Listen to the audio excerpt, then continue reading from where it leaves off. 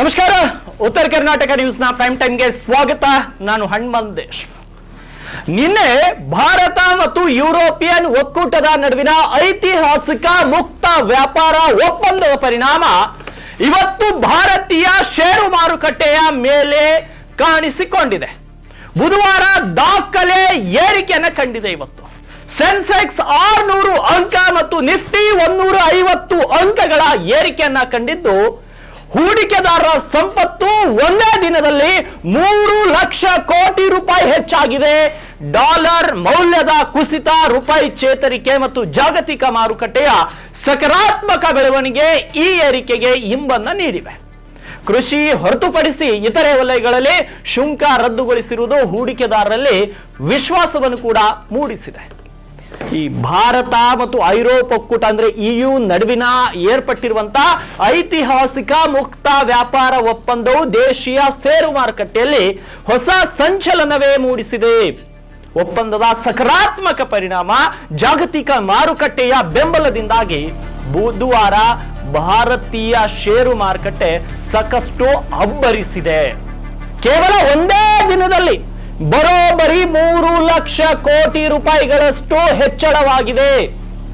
ಒಂದಿಷ್ಟು ಈ ಸೆನ್ಸೆಕ್ಸ್ ನಿಫ್ಟಿಯ ಬಗ್ಗೆ ನೋಡೋದಾದ್ರೆ, ಬುಧವಾರದ ವಹಿವಾಟಿನಲ್ಲಿ BSEಯ ಸೆನ್ಸೆಕ್ಸ್ 600ಕ್ಕೂ ಹೆಚ್ಚು ಅಂಕಗಳ ಜಿಗಿತವನ್ನ ಕಂಡಿದೆ.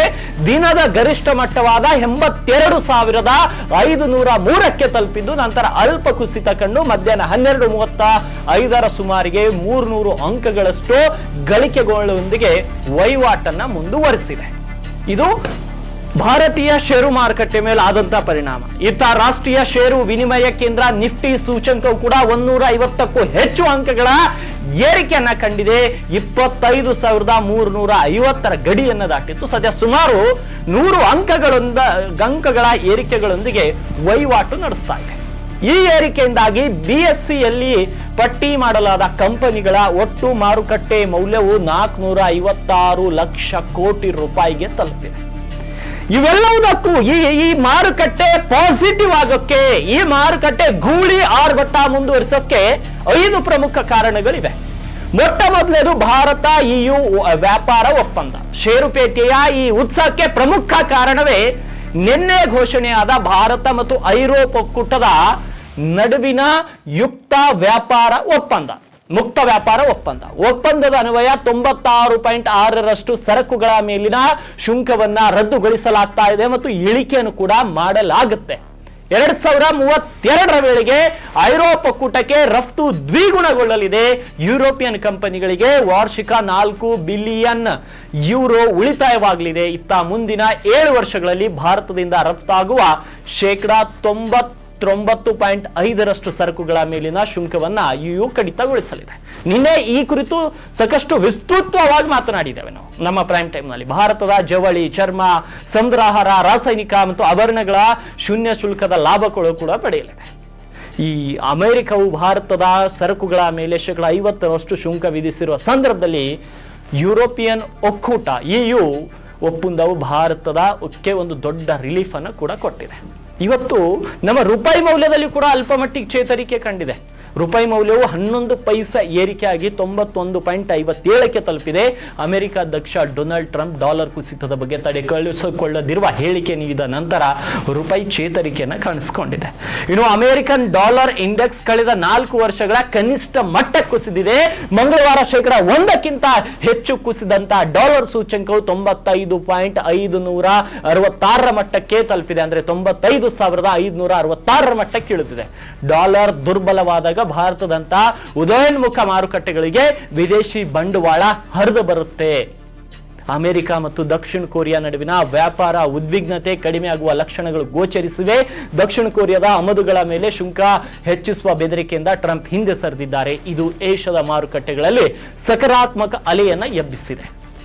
ಇದಿಷ್ಟು ಈ ತಾಂತ್ರಿಕ ಅಂಶಗಳು ಕೂಡ ಮಾರುಕಟ್ಟೆಯ ಚಾರ್ಟ್ ಪ್ಯಾಟರ್ನ್ಗಳು ಕೂಡ ಬುಲ್ಲಿಶ್ ಅಂದ್ರೆ ಏರಿಕೆ ಪ್ರವೃತ್ತಿಯನ್ನ ತೋರಿಸ್ತಾ ಇದೆ. ನಿಫ್ಟಿ 24,900 ಮತ್ತು 25,000 ಮಟ್ಟದಲ್ಲಿ ಬಲವಾದ ಬೆಂಬಲವನ್ನ ದೊರೆತಿದೆ. ತಾಂತ್ರಿಕವಾಗಿ ಮಾರುಕಟ್ಟೆ ಮೇಲ್ಮುಖವಾಗಿ ಚಲಿಸುವ ಸೂಚನೆ ಸಿಕ್ಕಿರುವುದು ಅಲ್ಪಾವಧಿಯ ಟ್ರೇಡರ್ಗಳಿಗೆ ವಿಶ್ವಾಸವನ್ನ ಮೂಡಿಸಿದೆ ಅಂತ ಕೋಟಕ್ ಸೆಕ್ಯೂರಿಟೀಸ್ನ ಶ್ರೀಕಾಂತ್ ಚವ್ಹಾಣ್ ಕೂಡ ವಿಶ್ಲೇಷಿಸಿದ್ದಾರೆ. ಒಟ್ಟಾರೆ ಫೆಬ್ರವರಿ 1ರಂದು ಮಂಡನೆಯಾಗಲಿರುವ ಕೇಂದ್ರ ಬಜೆಟ್ಗೂ ಮುನ್ನವೇ ಭಾರತ ಮತ್ತು ಯುರೋಪ್ ಒಪ್ಪಂದವು ಷೇರುಪೇಟೆಯಲ್ಲಿ ಹಬ್ಬದ ವಾತಾವರಣ ಸೃಷ್ಟಿಸಿದೆ. ಇದಂತೂ ಸತ್ಯ. ಯಾಕಂದ್ರೆ ಬರೀ ನೀವು ಅನ್ಕೋಬಹುದು, ಸರ್ ಇದಕ್ಕೆಲ್ಲ ನಮಗೇನಾಗುತ್ತೆ, ನಿಮಗೇನ್ ಲಾಭ ಆಗುತ್ತೆ, ಜನಸಾಮಾನ್ಯರಿಗೆ ಇದರಿಂದ ಏನ್ ಲಾಭ ಆಗುತ್ತೆ ಅಂತ ನಿನ್ನೆ ಪ್ರೈಮ್ ಟೈಮ್ ನಲ್ಲಿ ವಿವರಿಸಿದ್ದೇವೆ. ಇದರ ಇಂಪ್ಯಾಕ್ಟ್ ಇವತ್ತು ಶೇರ್ ಮಾರ್ಕೆಟ್ ಮೇಲೆ ಏನಾಯ್ತು ಅನ್ನೋದನ್ನ ಇವತ್ತು ವಿವರಿಸಿದ್ದೇವೆ. ಬರೀ ನಮ್ಮ ಸುದ್ದಿವಾಹಿನಿ ಬರೀ ಕಿರುಚಾಡಿ ಸುದ್ದಿ ನೀಡಿ ರಾಜಕೀಯ ಸಂಚಲನ ಸೃಷ್ಟಿಸುವುದಲ್ಲ. ರಾಜಕೀಯ ನಾಯಕರು ಅದೇನೋ ಮಾಡ್ತಿದ್ದಾರೆ, ಇದೇನೋ ಮಾಡ್ತಿದ್ದಾರೆ, ಅವರು ಯಾವುದೋ ಆಕ್ಟರ್ ಯಾವುದೋ ಹೀರೋಯಿನ್ಗೆ 2 ಮಕ್ಕಳಾದ್ರು 3 ಮಕ್ಕಳಾದ್ರು ಯಾರನ್ನ ಸ್ಟುಡಿಯೋಗೆ ಕರೆಸಿ ನಾವು ಮದುವೆ ಮಾಡಿಸುವಂತಹ ಚಾನಲ್ ನಮ್ದಲ್ಲ. ದೇಶದ ಹಿತವನ್ನ ಕಾಪಾಡುವುದು ಮತ್ತು ವಿದೇಶಿಯ ಶತ್ರುಗಳು ನಮ್ಮ ದೇಶದ ಬಗ್ಗೆ ಅಪಹಾಸ್ಯ ಮಾಡಿದಾಗ, ನಮ್ಮನ್ನ ವಿರೋಧ ಮಾಡಿದಾಗ ನಮ್ಮ ದೇಶದ ಪರವಾಗಿ ನಿಂತ್ಕೊಳ್ಳೋದು ಕೂಡ ನಮಗೂ ಗೊತ್ತಿದೆ. ನಮ್ಮ ಚಾನಲ್ ಯಾವತ್ತೂ ಕೂಡ ದೇಶದ ಹಿತರಕ್ಷಣೆಗೆ ಮತ್ತು ದೇಶದ ಅಸ್ಮಿತೆಯನ್ನು ಕಾಪಾಡಲಿಕ್ಕೆ ನಮ್ಮ ಚಾನಲ್ ಯಾವತ್ತೂ ಕೂಡ ಸದಾ ಸಿದ್ಧವಿರುತ್ತೆ. ನಿನ್ನೆ ನಡೆದಂತಹ ಒಪ್ಪಂದ ಈ ರೀತಿಯ ಪ್ರಭಾವ ಇವತ್ತಿನ ನಮ್ಮ ಮಾರ್ಕೆಟ್ನ ಮೇಲೆ ಬೀರಿದೆ. ನಾವು ಸುಮ್ಮನೆ ಮಾತಲ್ಲಿ ಅಷ್ಟನೇ ಆರ್ಥಿಕತೆ ಇಷ್ಟನೇ ಆರ್ಥಿಕತೆ ಅಂತ ಹೇಳ್ತೀವ. ಆ ಆರ್ಥಿಕತೆಯ ABCD ಗೊತ್ತಿಲ್ಲ ಅಂದ್ರೆ ಕಷ್ಟ ಆಗುತ್ತೆ. ಮಾಧ್ಯಮದವರಾದ ನಾವು ನಿಮಗೆ ಆರ್ಥಿಕತೆ, ಷೇರು ಮಾರುಕಟ್ಟೆ ಇಂಥವುಗಳ ಮಾಹಿತಿಯನ್ನು ಒದಗಿಸಬೇಕಾದವ್ರು ನಾವು. ಅದನ್ನ ಬಿಟ್ಟು ಇವತ್ತು ಬಹಳಷ್ಟು ನ್ಯೂಸ್ ಚಾನೆಲ್ಗಳು ಬರೀ ರಾಜಕೀಯ ಸುದ್ದಿಯನ್ನ ಬಿತ್ತರಿಸುವುದೇ ಅವರ ಮೇನ್ ಅಜೆಂಡವನ್ನ ಮಾಡ್ಕೊಂಡಿದ್ದಾರೆ. ಬರೀ ರಾಜಕೀಯ ಸುದ್ದಿ ಬಿತ್ತರಿಸಬೇಕು, 24x7 ಬರೀ ರಾಜಕೀಯ ಇವುಗಳನ್ನ ಬಿತ್ತರಿಸಿ ಜನರಿಗೆ ನೈಜವಾದ ಸುದ್ದಿಗಳಿಂದ ದೂರ ಇಡುವಂತಹ ಕೆಲವೊಂದು ಪ್ರಯತ್ನಗಳು ಕೂಡ ನಡೀತಾ ಇದೆ. ಆದ್ರೆ ನಿಮ್ಮ ಉತ್ತರ ಕರ್ನಾಟಕ ನ್ಯೂಸ್ ಕೇವಲ ರಾಜಕೀಯ ಸುದ್ದಿ ಅಲ್ಲ, ಜನರ ಸಮಸ್ಯೆಗಳನ್ನ, ದೇಶದ ಆರ್ಥಿಕ ವಿಚಾರಗಳನ್ನ, ದೇಶದ ಆರ್ಥಿಕತೆಗೆ ಸಂಬಂಧಪಟ್ಟ ವಿಷಯಗಳನ್ನ ಮತ್ತು ವಿದೇಶಗಳ ಜೊತೆ ಭಾರತ ಸಂಬಂಧ ಹೇಗಿರ್ತಾ ಇದೆ ಎಲ್ಲವೂ ಸುದ್ದಿಗಳನ್ನ ಬಿತ್ತರಿಸುವ ಮೂಲಕ ಒಂದು ಸಂಪೂರ್ಣ ನ್ಯೂಸ್ ಚಾನೆಲ್ ಆಗಿ ನಿಮ್ಮ ಉತ್ತರ ಕರ್ನಾಟಕ ನ್ಯೂಸ್ ಹೊರಹೊಮ್ಮುತ್ತಾ ಇದೆ. ಇನ್ನು ಮುಂದಿನ ಸುದ್ದಿ